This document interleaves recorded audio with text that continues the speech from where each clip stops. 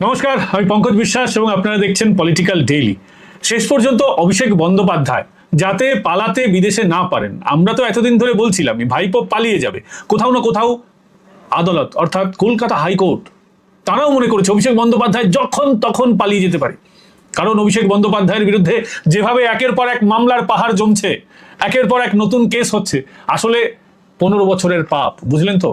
এই ভাইপো পিসি ভাইপো বাহিনীর 15 বছরের পাপে তারা বুঝতে পারছে যে তারা আগামী দিনে পশ্চিমবঙ্গে তাদের জন্য বসবাসযোগ্য থাকবে তো। তাদের মধ্যে মনের মধ্যেও এই প্রশ্নটা রয়েছে, কারণ যে পরিমাণ পাপ তারা করেছে তারা জানে পশ্চিমবঙ্গে হয়তো তাদের জন্য সুখের সময় শেষ হয়ে গেছে, এমনিতেই শেষ হয়ে গেছে বিরোধী দলের আসরে, তার মধ্যেও পিসি হেরে গেছে। ভাইপোর ডায়মন্ড হারবার মডেল একেবারে শেষ। এমত অবস্থায় আজকে একটা মামলা ছিল কলকাতা হাইকোর্টে আমাদের প্রিয় ভাইপোর বিরুদ্ধে।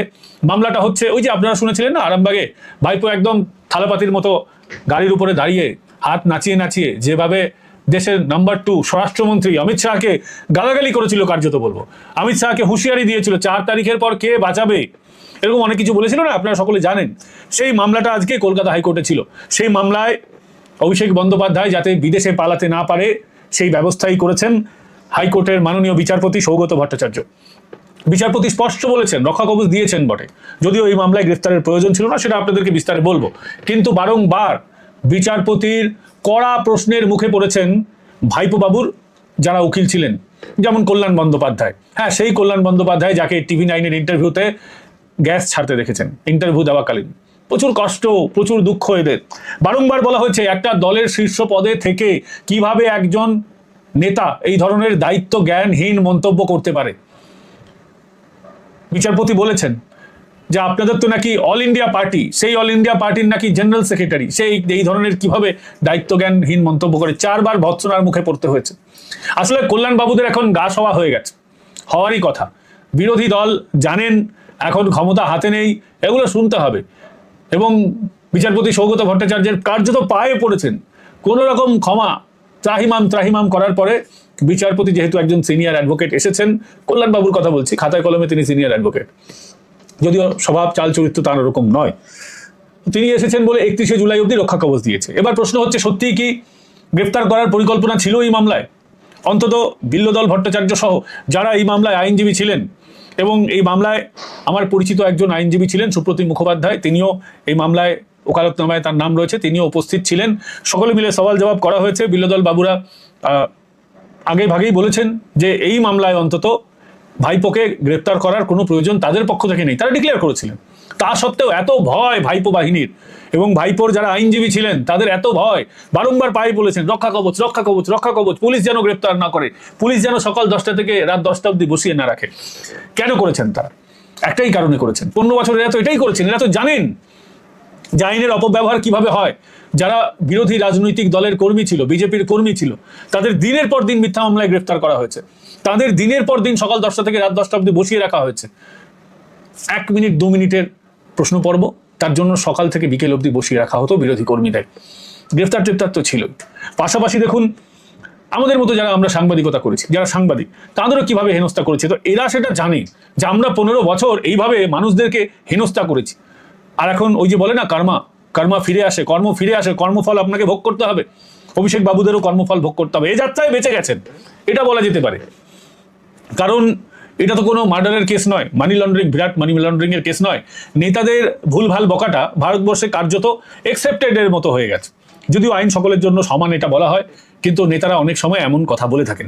এই কথাই যদি আমার আপনার মতন সাধারণ কেউ মানুষ বলতো, এবং তারা যদি বিরোধী পক্ষের হতো, এতক্ষণে শাসক দলের চক্ষুশূল নেমে আসতো, আসাটা স্বাভাবিক যদি বিষয়টা তৃণমূল আমলে হতো।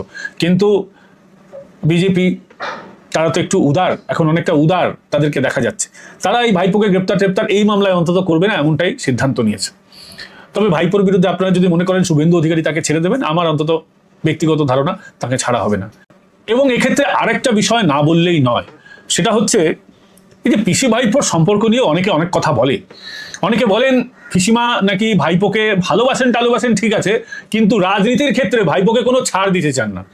এক্ষেত্রে এমনটাও তথ্য উঠে আসছে, বিশেষ করে তৃণমূলের তরফ থেকেই এমন তথ্য উঠে আসছে যে অভিষেক বন্দ্যোপাধ্যায় আজকে যখন বেকায়দায় পড়েছেন, আপনারা কি দেখেছেন পিসিমাকে মানে মাননীয় প্রাক্তন মুখ্যমন্ত্রী এককালে ছিলেন সততার প্রতীক মমতা বন্দ্যোপাধ্যায়, তিনি ভাইপোর এই বিপদে কি আদৌ পাশে দাঁড়িয়েছেন?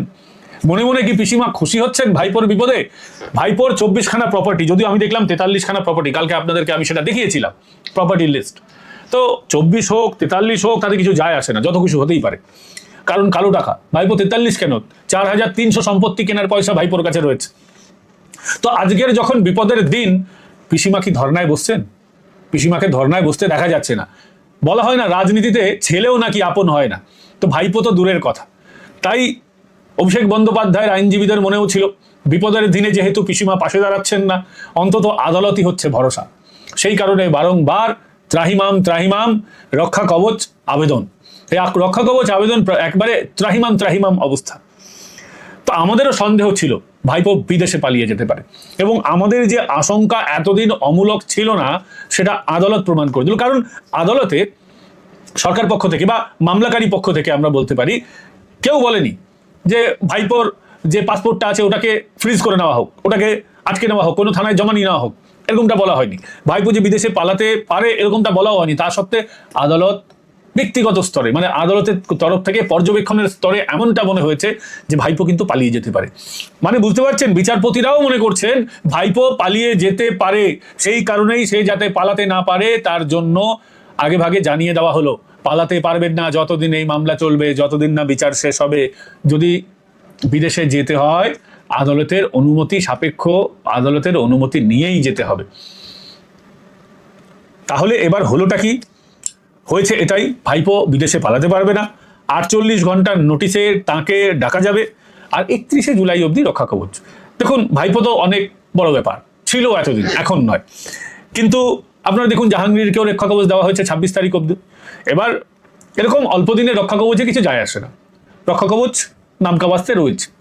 এখন কেউ যদি ন্যারেটিভ তৈরি করতে চায় রক্ষা কবচ পেয়ে গেছে বিরাট সাকসেস, তাদের এটা মনে রাখতে হবে যে রক্ষা কবচের সাথে সাথে এটাও আদালত বলেছে 48 ঘন্টার নোটিশে তাকে ডাকা যাবে এবং তাকে কোঅপারেট করতে হবে। বারংবার এনারা বলেছেন যে সকাল থেকে রাত অবধি যাতে বসিয়ে না রাখে সেদিকে বিষয়ে তারা আবেদন করেছিলেন, কিন্তু আদালত কানেই তোলেনি। যতক্ষণ খুশি ভাইপো বসে থাকবে। ভাইপো কি বিরাট বড় ইয়ে নাকি?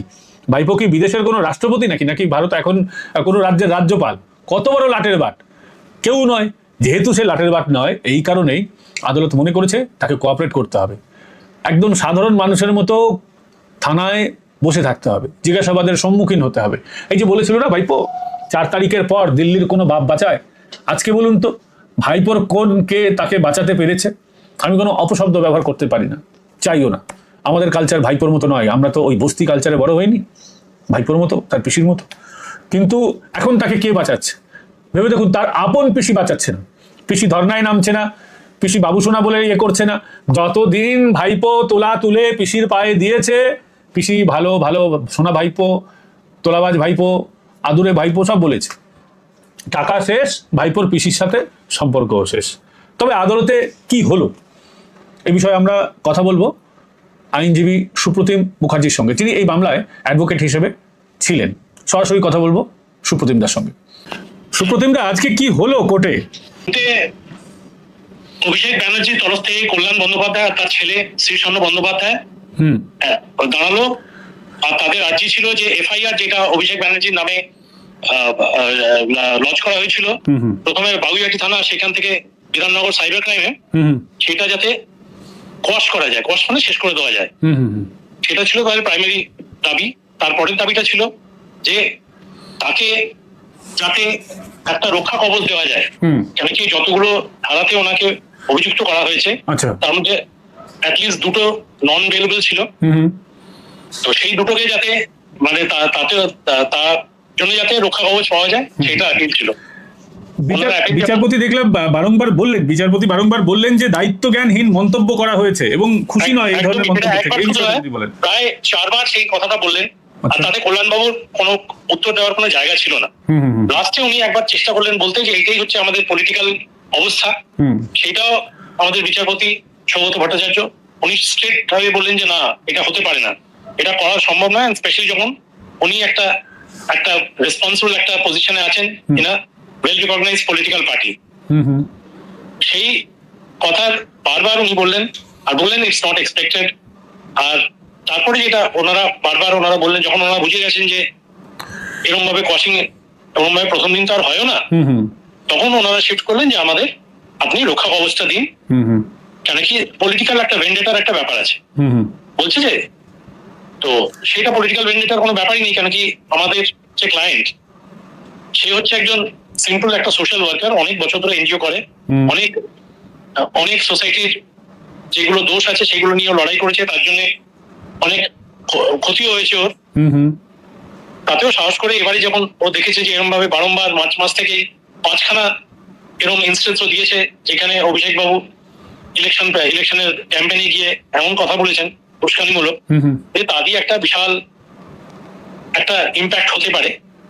আর সেইটা মাথায় রেখে যখন কল্যাণবাবু যখন জাজকে যখন বলেন যে না এটা তো এমন কিছু নয়, এটা তো খুবই এমন একটা ব্যাপার যেটা ইলেকশনের সময় হয়েই থাকে, হ্যাঁ, তখন জাজ ওনাকে উল্টো প্রশ্ন করেন যে এমন যদি হতো যে 4 তারিখে যা রেজাল্ট হয়েছে তার উল্টোটা হতো, তাহলে কি হতো, এটার ইম্প্যাক্ট কি হতো, আপনি কি বুঝতে পারছেন, আপনার ক্লায়েন্ট কি বুঝতে পারছে?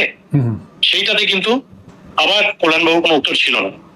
তখন আবার উনি ফিরে যান যে রক্ষা কবচ দেওয়া হোক। তখন অ্যাডিশনাল সলিসিটর জেনারেল যিনি নতুন এসছেন, সবে অ্যাপয়েন্টেড হয়েছেন গতকাল, রাজদীপ বাবু বলেন যে যেই ধারায় ওনাকে ডাকা হচ্ছে একটা 35(3) তাতে কিন্তু মানে ওনাকে আমাদের অ্যারেস্ট করানোর কোনো দরকার নেই, custodial interview is not required, সেটা উনিও বলেন। Dhiraj Trivedi appearing again for the state, উনিও সেটা বলেন। তাতেও কল্যাণবাবু বারবার বলতে থাকেন যে না আমাকে দেওয়া হোক, কেন কি এটা পলিটিক্যাল ভেন্ডেটা। তো যাই হোক, যেটা দরকার ছিল না, তাও একজন সিনিয়র অ্যাডভোকেট যখন এরকম কথা বলেন বারবার বলেন, জাজেরও একটা অসুবিধা হয় এটাকে পুরোপুরি খারিজ করে দেওয়া। তো তাতে উনি তাহলে তখন বলেন যে ঠিক আছে আমি দিয়ে দিচ্ছি, কোনো অসুবিধা নেই, কিন্তু ওনাকে দুটো জিনিস মানতে হবে। নাম্বার 1, ওনাকে পুরোপুরি কোঅপারেট করতে হবে উইথ ইনভেস্টিগেশন। আর ইনভেস্টিগেশনের সঙ্গে যেটা করতে হবে যে উনি যদি কোনো বিদেশে যাওয়ার যদি ওনার কোনো পরিকল্পনা থাকে, তার আগে ওনাকে কোর্টকে জানিয়ে কোর্টের পারমিশন ছাড়া উনি বাইরে যেতে পারবেন না। এটা এমন একটা জিনিস যেটা কোনো সময় কেউই এটা চায়নি, কিন্তু যেটা হলো যে কল্যাণবাবু আর অভিষেক ব্যানার্জির যে একটা চেষ্টা ছিল যে এটাকে কোনোভাবে খারিজ করানো, এটা পুরোটাই বুমেরাং করে গেল। মানে আদালতে কোনো না কোনো পক্ষের আমি মানে বলতে পারি তাহলে যে কোনো না কোনো পক্ষের কোথাও না কোথাও আশঙ্কা ছিল যে অভিষেক বন্দ্যোপাধ্যায় হয়তো দেশ ছেড়ে দিতে পারেন, তার জন্য এটা হলো নাকি? দুটো আশঙ্কা নিয়ে উনি এসেছিলেন। মানে কোর্টের আশঙ্কা তো নিশ্চয়ই ছিল, নিশ্চয়ই এসছে যে উনি দেশ ছেড়ে চলে যেতে পারেন, কিন্তু ওনারা যে আশঙ্কা এসেছিলেন মানে কি বলবো, খুবই ভয়ে নিয়ে এসেছিলেন মনে যে অভিষেক ব্যানার্জি অ্যারেস্ট হতে পারে। আচ্ছা, কেন কি একটা জিনিস মাথায় রাখতে হবে, এর থেকে অনেক কম উস্কানিমূলক কথাবার্তা কিন্তু বলে বা না বলেও গত 15 বছর কিন্তু প্রচুর লোক এরকম ভাবে হেনস্থা হয়েছেন এই তৃণমূল কংগ্রেসের হাতে। ঠিক।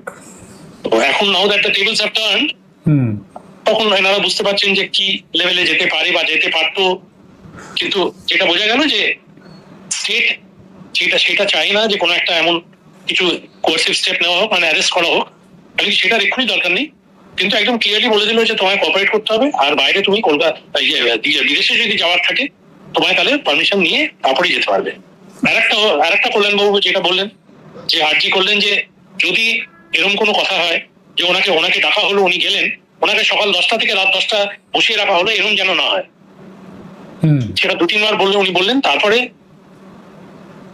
সেটাকেও ঠিক জাজ কিন্তু সেটার বিশেষ কোনো ওইটাতে পাত্তা দিলেন না, কান দিলেন না, গুরুত্ব তো দিলেনই।